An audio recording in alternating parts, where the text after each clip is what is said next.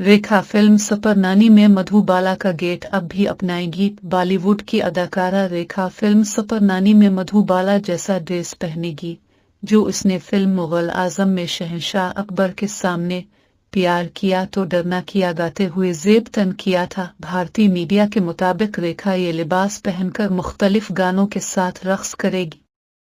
वो मधुबाला और वहीदा रहमान जैसी क्लासिक फनकारों की मशहूर फिल्मों के गानों को गाएगी। पहले रेखा ने ऐसा गाना करने से इनकार कर दिया था, ताहम फिल्म की यूनिट और हदायतकार अंदर कुमार वगैरह ने इसको कायल करके मिना लिया।